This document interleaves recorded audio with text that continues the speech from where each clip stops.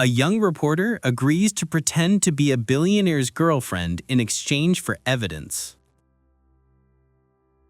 The sun was still a faint promise on the Miami horizon when Kayleigh Pierce pushed through the coffee shop's glass door.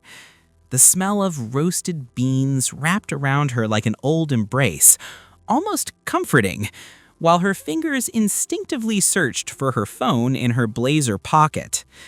3 hours of sleep, 2 cups of reheated coffee, and a stack of confidential documents that could turn Miami upside down, that was the recipe for what she called just another normal day. But there was something different about this morning. Maybe it was the weight of the papers inside her worn leather bag, or maybe it was just exhaustion whispering that she was about to cross a line from which there would be no return. She settled into the most discreet corner, away from the windows, away from the casual glances of people who simply moved through life without questioning anything. Kayleigh wasn't one of those people. Never had been. As she opened her laptop and spread the documents across the table like pieces of a macabre puzzle, she felt that familiar tingling, the mixture of fear and excitement that only truth on the verge of being revealed can awaken. Fraudulent contracts, suspicious transfers, powerful names printed in fine print that few would bother to read. But she read them. Every comma, every clause, every lie disguised as legality. And now, with everything there in front of her, only one question remained. Was she ready for what would come next? The newspaper's editorial team had been pressuring her for weeks. "Kayleigh, we need something big," the editor would say, as if she were a machine for producing scandals on demand. And she had something big. Explosive, actually. But the bigger the story, the bigger the target on her back. She knew that. She'd seen colleagues get discredited, sued, silenced. Investigative journalism in Miami wasn't for the faint of heart, and it definitely wasn't for those who had something to lose. Kayleigh, however, never had much to lose. Or at least that's what she told herself on the nights when loneliness weighed more than duty. Her fingers glided across the keyboard, words forming with the precision of someone who knows exactly what she wants to say. But then came the pause. That second of hesitation she hated to admit. It wasn't doubt about the facts. The facts were indisputable. It was something deeper, more human. The feeling that by hitting send, she would be detonating not just careers and fortunes, but also lives, families, dreams. And as much as her sense of justice screamed that the right thing needed to be done, a tiny part of her, the part that still believed in happy endings and people who changed, hesitated. Her phone buzzed, a notification. Press conference, invitation, revolutionary new real estate project in Miami. She frowned. Another corporate show, more empty promises wrapped in luxury marketing. Normally she'd ignore it, but the company's name caught her attention, the same one that was between the lines of the document spread out in front of her. The coincidence was impossible to ignore. Kayleigh picked up her coffee cup, already cold, and took a bitter sip while her eye scanned the papers again. Maybe it was time to see the enemy up close. She closed her laptop with a sigh that carried more exhaustion than it should. Outside, Miami was beginning to wake up. Cars accelerating, horns blaring, people rushing to live lives they didn't question. Kayleigh carefully tucked away the documents, like someone storing ammunition. She knew she was about to declare war. And wars, no matter how just, always demanded a price. The question was, how much was she willing to pay? The invitation glowed on her phone screen like an illuminated trap, or like an opportunity. Kayleigh wasn't sure, but one thing she knew. When she walked through that door, when she looked into the eyes of those who built empires on lies, everything would change. And maybe, just maybe, she would too. The auditorium was packed when Kayleigh walked in, and the powerful air conditioning contrasted with the suffocating heat of Miami's streets outside. Journalists, investors, curious onlookers, all seated in impeccable rows, waiting for the show that was about to begin. She chose a strategic spot, not too far forward to seem eager, not too far back to miss details. Her notepad was already open, pen at the ready, but something about the atmosphere of that place made her uneasy. Maybe it was the feeling of being in enemy territory, or maybe it was just the premonition that this afternoon would change something inside her irreversibly. The lights dimmed partially, and a man stepped onto the stage. Matteo Blake. She'd seen photos of him in the files, of course, cold corporate images, lifeless, but the person there, under the spotlights, was completely different. There was a presence about him that no photograph had managed to capture. The way he moved, confident but not arrogant. The steady voice that filled every corner of the auditorium without effort. And his eyes. Even from a distance, she could feel the intensity of them. Kayleigh gripped her pen between her fingers, forcing herself to focus on his words, not on the way her heart had just skipped a beat. Matteo talked about sustainability, about affordable housing, about giving back to the city more than taking from it. Beautiful, convincing, dangerous. Kayleigh knew the script. Every businessman knew how to sell dreams when it suited them. But there was something in the passion with which he described every detail of the projects, in the way his gestures accompanied the images projected on the screen, that made her question. Just for an instant. Was it possible that someone in this world of dirty business still genuinely believed in making a difference? Or was she falling into exactly the trap she swore never to fall into, confusing charisma with character? And then it happened. In the middle of a sentence about green architecture, his eyes met hers. It was quick, maybe 3 seconds, maybe less, but it was enough for the world around them to dissolve. Kayleigh felt the flush rise up her neck, her breath catch, and had to look away as if she'd been caught doing something forbidden. When she looked back at him, he'd already moved on, but a subtle smile played at the corner of his lips. Damn it. He knew he'd had some kind of effect. And worse, she hated that he knew. The press conference ended with polite applause and the typical buzz of corporate events. Kayleigh stood up, ready to leave, ready to put distance between herself and this man who had the irritating ability to destabilize her professional focus. But before she could take 2 steps toward the exit, a voice reached her. "You're Kayleigh Pierce, aren't you?" She turned slowly, and there he was. Up close, it was even worse. His eyes were a green that reminded her of the sea on a stormy day, and there was a genuine curiosity in them that left her speechless for too long. "I am," she finally answered, raising her chin in an instinctive defensive gesture. "And you're Matteo Blake, the man with all the right answers." He laughed. It wasn't a corporate laugh, rehearsed. It was real, and that irritated her even more. "Right answers are easy," he said, tilting his head slightly. "Hard questions, on the other hand." He paused, his eyes still fixed on her. "I have a feeling you're an expert at those." Kayleigh crossed her arms, trying to regain control of the situation. "Depends. Do you have the courage to answer them?" His smile widened, and there was something challenging there, but also admiring. "Why don't we find out? Dinner tomorrow night. No cameras, no scripts. Just you, me, and all the hard questions you want to ask." She should have refused. Every professional instinct in her screamed to refuse. But instead, Kayleigh heard herself saying, "All right, but don't expect me to go easy." Matteo extended his hand, and when she shook it, she felt the warmth of his palm against hers, a contact that lasted a second longer than it should have. "I wouldn't expect anything less." And as Kayleigh left that auditorium, with his business card burning in her pocket and her heart beating faster than she'd admit, one single certainty followed her. She just accepted an invitation that could cost far more than she imagined. The restaurant was the kind Kayleigh usually avoided. Lighting too soft, ambient music too low, prices too high. The kind of place where every detail was designed to create intimacy, and intimacy was exactly what she couldn't afford to feel. But there she was, sitting across from Matteo Blake, wearing a navy blue dress she hadn't worn in months, and holding a glass of red wine she twirled absent-mindedly between her fingers. He arrived on time, with a smile that seemed to say, "I knew you'd come," and that irritated her almost as much as the way her own heart reacted to seeing him. "Focus, Kayleigh, you're here to work." The conversation started light, safe.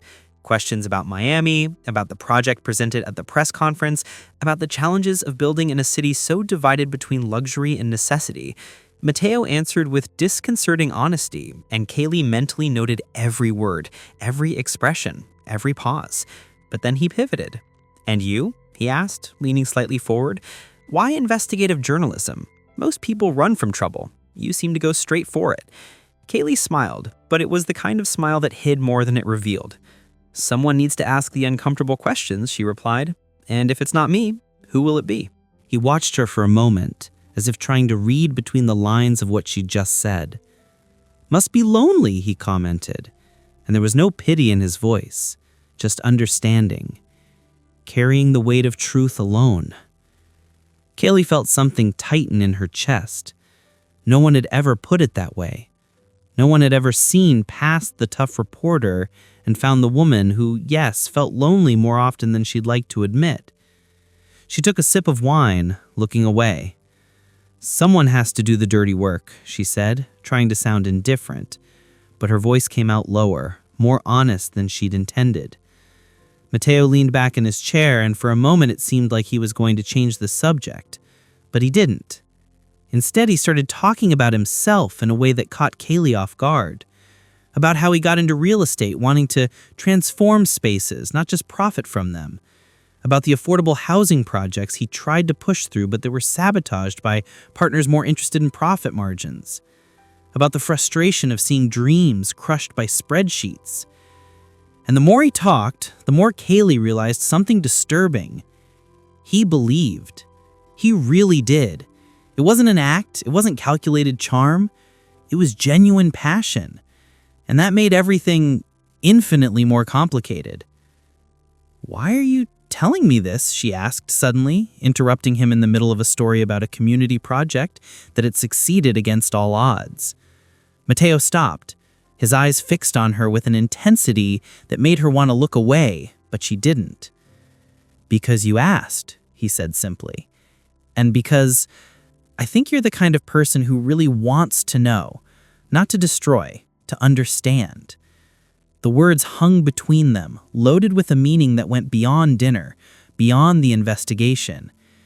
Kayleigh felt her defenses waver, just a little, and that scared her more than any corporate threat. When the night ended and they stepped out onto the street, Miami glowed around them in neon and promises.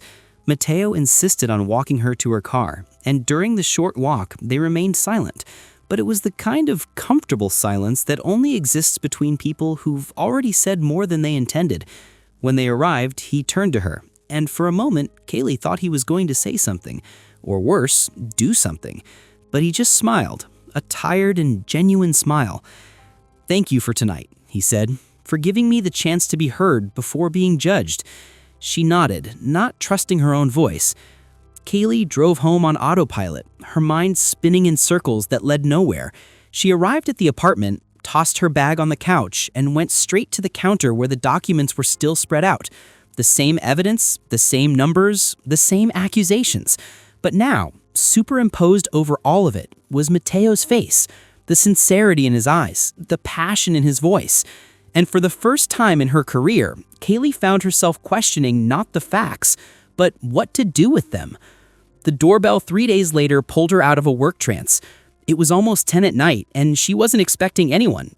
When she opened the door, there he was, Matteo, with an expression that mixed desperation and determination. "I need your help," he said without preamble, "and I know I have no right to ask, but you're the only person I can trust." The proposal was absurd, insane even. Accompany him to a series of high-level corporate events, pretend to be his partner while the storm of internal accusations threatened to swallow his company, And, in exchange, full access to the files she so desperately needed to uncover the truth. Kayleigh should have slammed the door in his face, should have sent him away and returned to the safe comfort of her solitary investigation. But instead, she let him in, listened to every word, every desperate justification, and when he finished, exhausted and vulnerable in a way she didn't imagine powerful men could be, Kayleigh said yes, with one condition: absolute transparency. No secrets, no half-truths. He extended his hand, and the handshake was like a pact sealed, not just between professionals, but between two people who were about to cross dangerous territory together. The first event was an endurance test for Kayleigh's nerves. The hotel ballroom was filled with Miami's finest, businessmen, politicians, socialites, all dressed as if they were in a luxury magazine editorial. And there she was, wearing a black dress borrowed from Leela. You can't show up in that funeral outfit you wear to the office. Beside Matteo, who, in a tuxedo, looked like he'd stepped out of a movie scene. Camera flashes greeted them at the entrance, and she felt his hand rest lightly on her back, a protective gesture that sent a wave of heat down her spine. "Smile," he whispered near her ear. "You look beautiful." Kayleigh smiled, but it was the smile of someone playing a part. Or at least, that's what she told herself. Inside, though, it was chaos. Every handshake, every superficial conversation, every evaluating look from those present made her feel like an imposter. She didn't belong in this world of expensive champagne and empty conversations. Her place was in the newsroom, with reheated coffee and tight deadlines. But then Matteo would introduce her to someone important, and the way he talked about her work, with genuine pride, as if she were the most impressive person in the room, did something strange to Kayleigh's chest. For the first time in years, she felt seen. Not as the inconvenient journalist, but as the brilliant woman who fought for justice. And that feeling was both comforting and terrifying. But it wasn't all lights and compliments. Marcus Reed was there, Matteo's partner, watching from afar with hawk eyes. Kayleigh recognized him immediately from the documents, the name that appeared in almost all the suspicious transactions. He approached in the middle of the evening with a smile that didn't reach his eyes. "So you're the famous Kayleigh Pierce," he said, extending his hand in a calculated manner. "Matteo has talked a lot about you." The tone was cordial, but there was a subtle threat between the lines, like a warning disguised as courtesy. Kayleigh shook his hand firmly. "I hope all good things," she replied, holding his gaze. Marcus smiled more broadly now, but it was the kind of smile from someone who just identified a worthy adversary. "Of course, all good things." But as he walked away, Kayleigh felt a chill. That man was dangerous. In the following days, as they attended event after event, Kayleigh dove into the company's files whenever she had a chance. She stayed late in Matteo's office, going through documents, cross-referencing information, building the puzzle piece by piece. And it was on one of those nights, surrounded by papers and silence, that she found it. The evidence that changed everything. The fraud was real, yes, but it didn't come from Matteo. It came from Marcus. Hidden transfers, falsified contracts, embezzlements that flew far under his partner's radar. Matteo was innocent, and Marcus Reed was a master manipulator who had built an empire of lies while keeping his hands publicly clean. Kayleigh felt her heart race, not just from the discovery, but from what it meant. She had doubted Matteo, and he had been right all along. When she told him, his reaction was a mixture of relief and devastation. Relief at being cleared of guilt, devastation at realizing that the person he trusted most had betrayed him for years. Matteo sank heavily into the office chair, his head in his hands, and Kayleigh did something she never imagined she would do. She knelt beside him and held his hand. "We're going to expose this," she said firmly. "We're going to take him down." Matteo raised his eyes, red with anger and pain, and nodded. In that moment, they were no longer journalists and businessmen. They were allies. They were more than that, but neither was ready to name what it was. But Marcus wasn't an idiot. He noticed the closeness between them, noticed the access Kayleigh had to the files, and started making moves. The phone call came late at night. An unknown number. The voice on the other end was distorted, mechanical. "Walk away from the story, Miss Pierce, or you'll regret it." The call dropped. Kayleigh stood frozen in the middle of the room, phone still in her hand, fear snaking through her body. She'd received threats before. They came with the job. But this time was different. This time there was so much more at stake. This time she wasn't alone. And that somehow made everything even more frightening. Kayleigh didn't sleep that night. She lay awake, staring at the apartment ceiling while shadows from passing cars on the street drew ghostly patterns on the walls. The phone sat beside the bed, silent now, but the distorted voice still echoed in her mind like a sinister mantra. "Walk away or you'll regret it." She knew the rules of the game. Threats came with the territory when you messed with powerful people. But this time was different. This time, it wasn't just about her. It was about Matteo, about the truth they discovered together, about everything that could crumble if she backed down now. By dawn, with burning eyes and renewed determination, Kayleigh made her decision. She wasn't backing down. She never had before. Marcus Reed wouldn't be the one to make her start. The article took 3 days to finalize. 3 days of obsessive revisions, checking every comma, every source, every line of evidence. Leela showed up at her apartment with Thai food and coffee, sitting beside her as she read the drafts. "Are you sure about this?" her friend asked, her face serious. "This is going to blow up into a war, Kayleigh, and you know wars have casualties." Kayleigh stopped typing and looked at Leela, the only person who truly knew her behind the armor of the relentless journalist. "I know," she replied, her voice steady despite the fear gnawing inside. "But if I don't do this, who will?" Leela sighed, knowing there was no argument capable of dissuading her. "Then at least let me be here when the bomb goes off." Matteo tried to stop her. The night before publication, he showed up at her apartment, his face marked by the tension of recent days. "Wait," he pleaded, holding her arms gently but urgently. "Just wait a little longer. Let me handle this internally first. Without public exposure, we can find another way." Kayleigh shook her head, her eyes brimming but determined. "There is no other way, Matteo. You know that. Marcus is too powerful, has too many connections. If we don't do it this way, he'll get away with it. Again." He pulled her close, his forehead touching hers, and for a moment they stayed like that. Two castaways clinging to each other before the storm. "I don't want to lose you," he whispered. And he wasn't just talking about the article.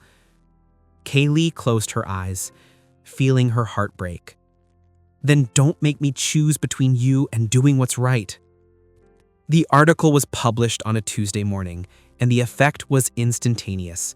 Calls from all over Miami, emails from other outlets requesting interviews, social media exploding in heated debates.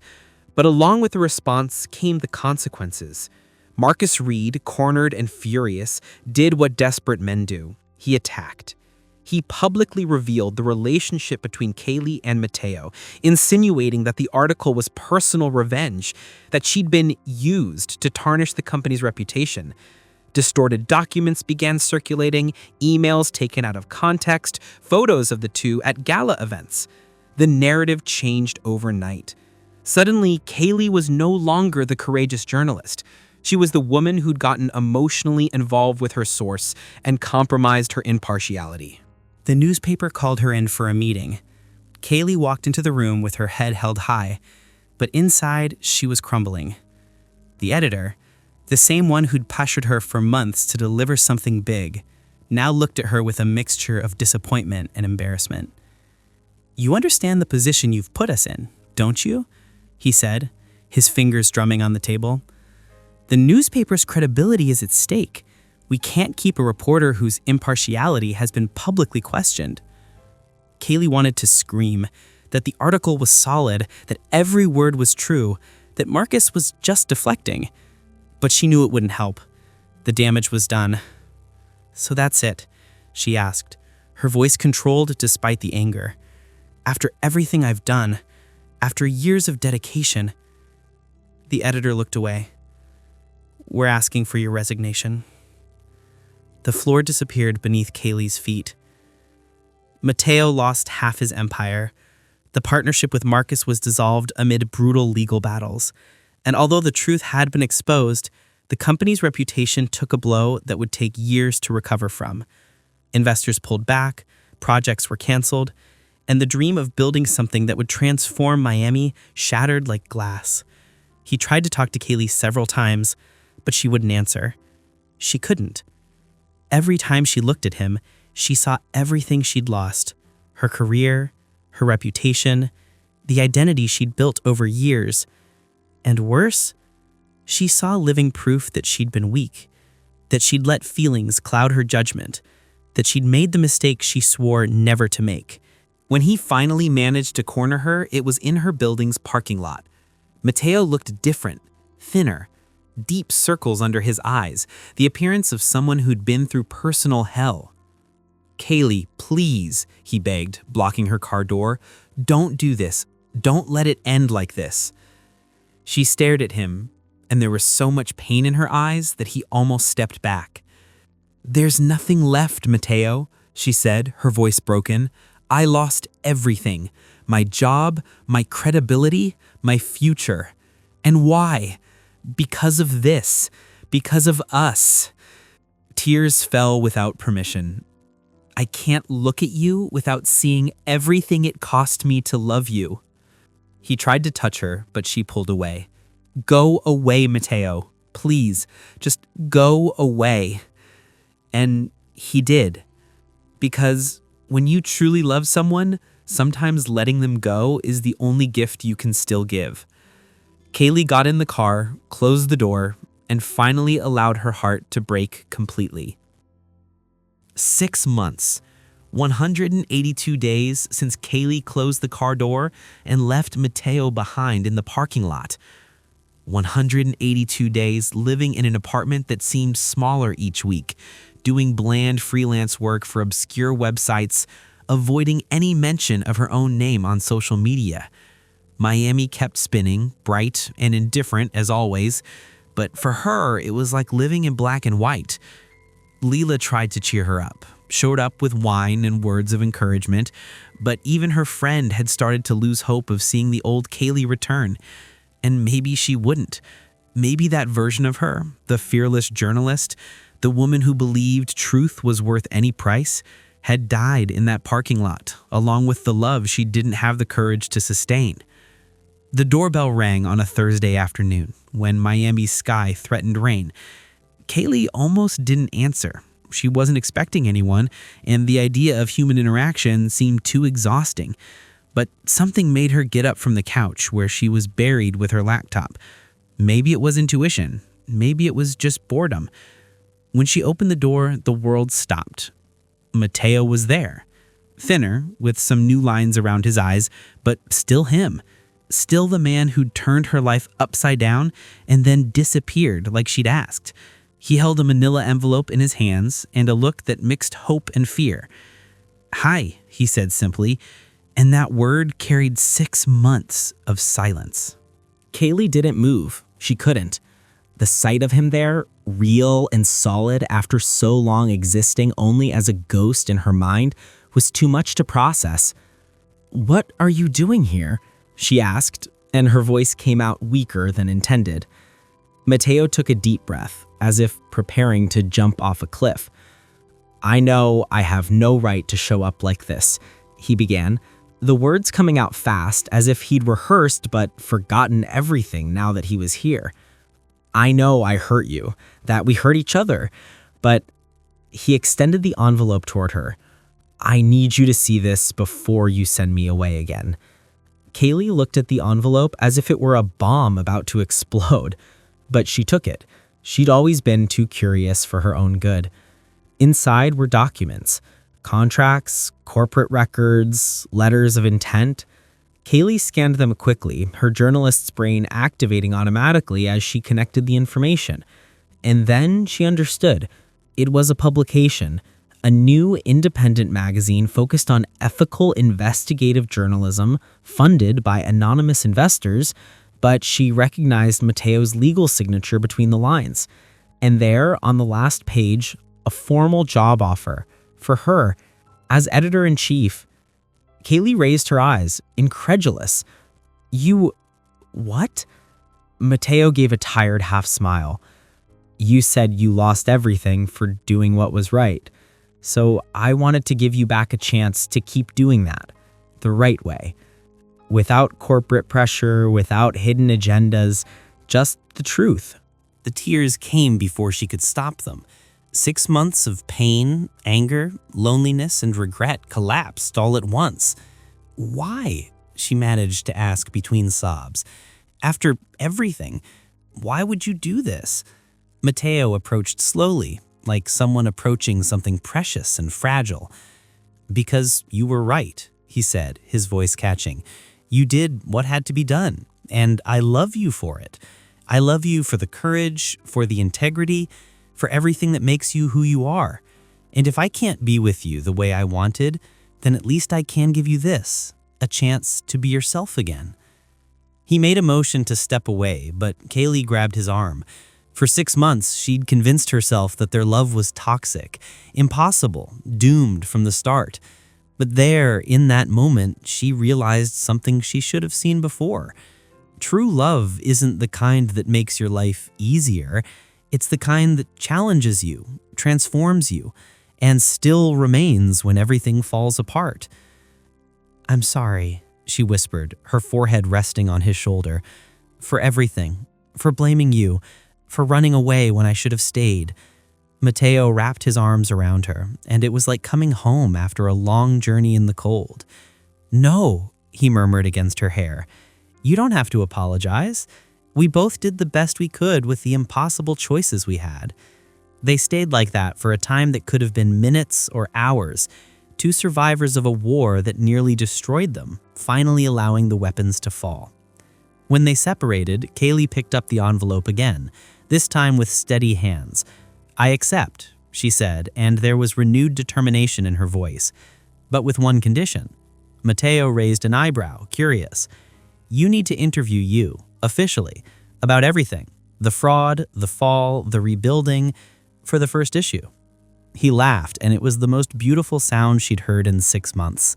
Kayleigh smiled, the first genuine smile in so long. Maybe, but now I want to tell the complete story. Not just of the businessman who fell, but of the man who got back up. They stood there in the doorway, with Miami beginning to rain outside and an uncertain future taking shape ahead. But for the first time in months, uncertain didn't mean frightening. It meant possible. 3 months later, the first issue of Truth and Light hit Miami's newsstands and devices with an impact no one expected. The cover featured a black and white photo of a window with light streaming through. Simple but powerful. And inside, the complete story. The fall, the corporate betrayal, the rebuilding, and two people who refused to let the world define the value of what they felt for each other. Kayleigh Pierce signed the article with her own name, without fear, without shame, and Matteo Blake read it sitting in the small office they now shared, with 2 cold coffees on the table and a smile that said everything words couldn't. Just as she discovered that love can change everything, each of us also carries that power of transformation within. Kayleigh and Matteo's journey wasn't easy. It wasn't a fairy tale where everything gets resolved with a kiss in the rain. It was real, made of difficult choices, painful mistakes, wounded pride, and the courage to start over, even when it seemed impossible. And maybe that's exactly why their story resonates so deeply, because it reminds us that true love isn't the kind that protects us from storms, but the kind that gives us strength to weather them. Stories like this remind us that it's never too late to start over and believe in love. Today, Truth and Light is one of the fastest growing independent publications in South Florida, known for not being afraid to ask the uncomfortable questions and for maintaining integrity above all else. And in the small apartment that's now also a makeshift office, 2 coffee cups always rest side by side. A reminder that the best stories are written when we have the courage to risk everything for what we believe in, for what we love, for who we are. If this story touched you, if something inside your chest recognized the struggle between doing what's right and following your heart, write in the comments, Love transforms lives.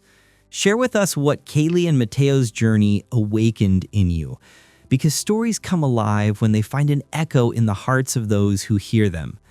Subscribe to Eternal Romance Stories and experience with each episode emotions that warm the soul and reflections that transform the heart.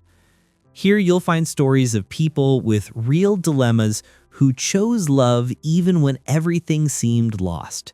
Narratives that don't just entertain, but inspire you to believe that starting over is always possible.